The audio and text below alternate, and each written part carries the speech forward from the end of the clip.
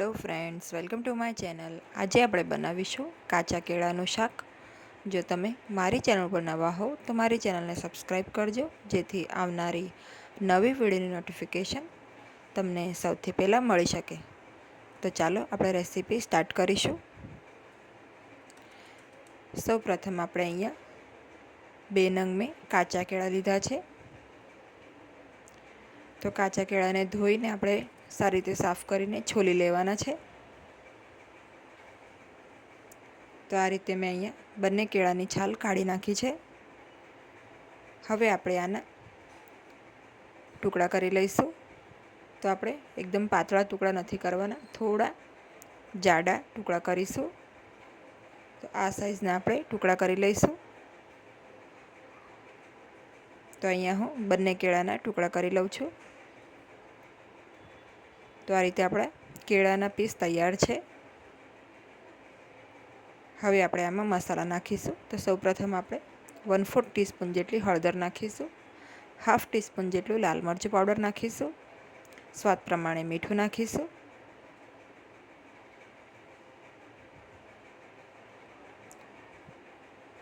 આદુ અને લસણની પેસ્ટ છે 1 ચમચી જેટલી એ નાખીશું,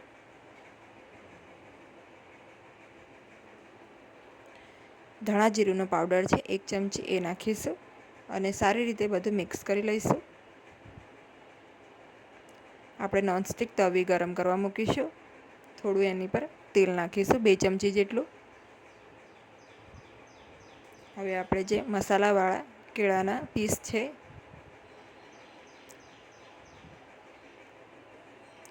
એ કેળા આપણે ગરમ તવી ઉપર નાખીશું। તો આ રીતે આપણે બધા જ ટુકડાઓને તવી પર નાખી દઈશું। તો ટુકડા આ રીતે આપણે સરસ રીતે ફેલાવી દેવાના, એક ઉપર એક આવે એ રીતે નથી કરવાનું। બધા જ ટુકડા આ રીતે સિંગલ લેયરમાં આપણે શેકી લેવાના છે। એકદમ સરસ રીતે આપણે એને ક્રિસ્પ રીતે શેકી લઈશું।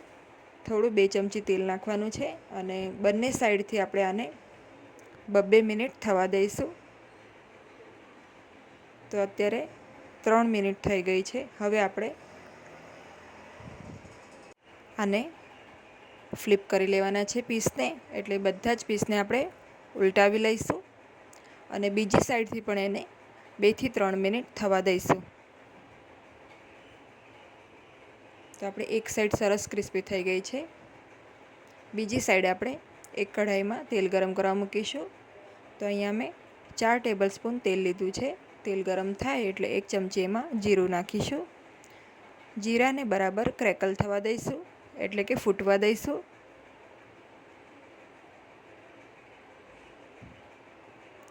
એમાં 1/4 ટીસ્પૂન જેટલી આપણે હિંગ નાખીશું। હવે 1 નંગ ડુંગળી છે અને મીઠા લીમડાના પાન છે એ નાખી દઈશું। ગેસની ફ્લેમ અત્યારે આપણે મીડિયમ રાખવાની છે। ડુંગળીને આપણે 2 થી 3 મિનિટ મીડિયમ ફ્લેમ ઉપર થવા દઈશું। કેળા પણ આપણા સરસ બંને સાઈડથી કૂક થઈ ગયા છે। તો હવે આપણે આને ગેસની ફ્લેમને બંધ કરી દઈશું। 3 મિનિટ બાદ આપણે લસણ અને આદુની પેસ્ટ છે 1 ચમચી જેટલી એ નાખી દઈશું।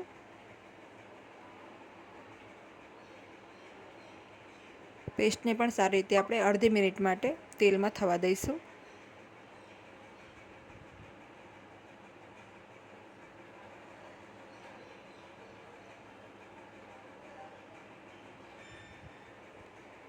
ત્યારબાદ આપણે આમાં 1 નંગ ટામેટું છે ઝીણું સમારેલું એ નાખી દઈશું। સ્વાદ પ્રમાણે મીઠું નાખી દઈશું। સારી રીતે મિક્સ કરી લઈશું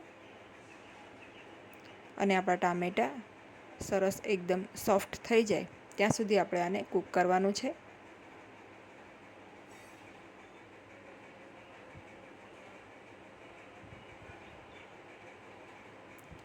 તો આપણે આને ઢાંકીને 4 થી 5 મિનિટ કૂક કરી લઈશું, જેથી ટામેટાં સરસ સોફ્ટ થઈ જાય. હવે આપણે જોઈ લઈએ, ટામેટાં આપણા સોફ્ટ થઈ ગયા છે.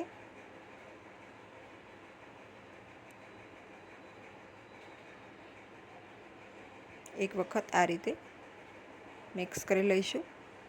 તો તમે જોઈ શકો છો ટામેટાં આપણા સોફ્ટ થઈ ગયા છે. તેલ પણ છૂટું પડી ગયું છે.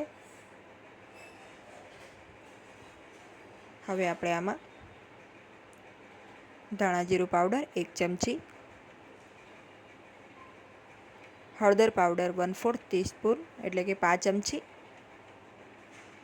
લાલ મરચું પાવડર છે અડધી ચમચી,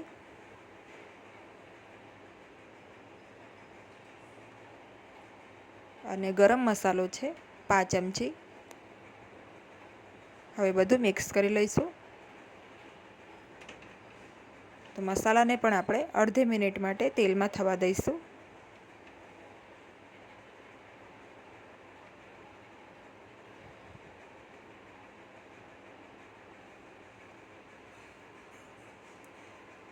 તો આપણા હવે કેળા એકદમ સરસ થઈ ગયા છે. આપણે ગેસની ફ્લેમને બંધ કરી દીધી હતી. તો હવે જે આ કેળા છે આપણે ગ્રેવીમાં નાખીશું.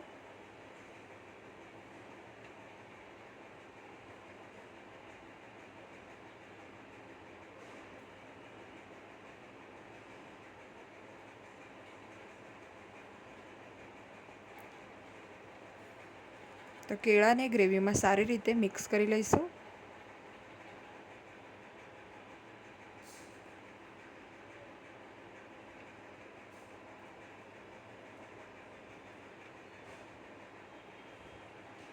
તો હવે આપણા કેળા સરસ રીતે કૂક થઈ જાય અને ગ્રેવીમાં પણ સરસ ટેસ્ટ આવી જાય એટલે આપણે આમાં 1 કપ જેટલું પાણી એડ કરીશું.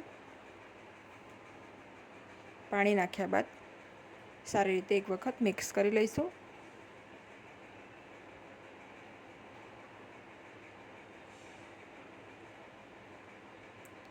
તો હવે આપણે ઢાંકીને આને 4 થી 5 મિનિટ મીડિયમ ફ્લેમ ઉપર થવા દઈશું.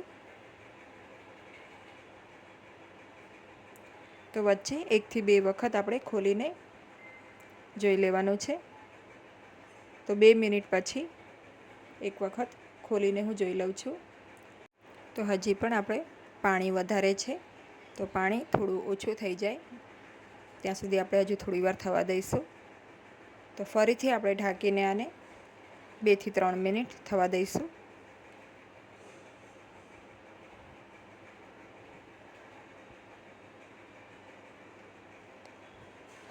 તો આ શાક ખૂબ જ ટેસ્ટી બને છે. એક વખત જરૂરથી ટ્રાય કરજો.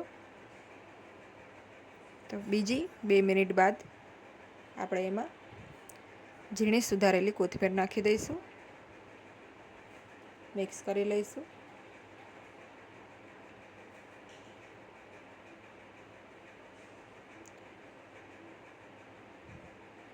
એક મિનિટ આપણે થવા દઈશું આને.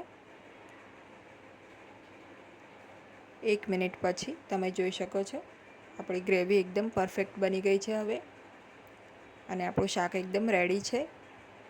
તો હવે આપણે આને સર્વ કરી લઈશું. તો ટોટલ મેં આને 5 મિનિટ થવા દીધું હતું. તો રેડી છે આપણું કાચા કેળાનું એકદમ ટેસ્ટી મસાલેદાર શાક. જો તમને આજની મારી આ રેસીપી ગમી હોય તો વિડીયોને લાઈક અને શેર કરજો, અને મારી ચેનલને સબસ્ક્રાઈબ કરજો. Thanks for watching.